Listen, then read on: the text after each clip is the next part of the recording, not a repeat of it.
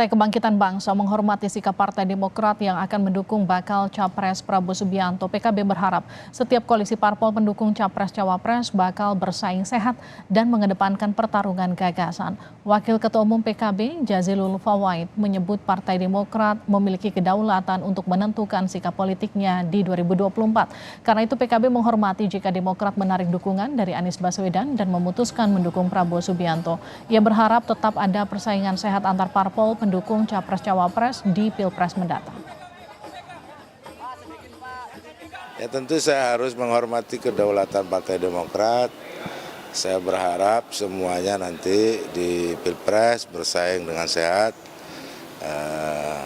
Saya harap Pilpres juga itu ajang untuk adu track record, gagasan, bukan hanya tukar tambah suara begitu.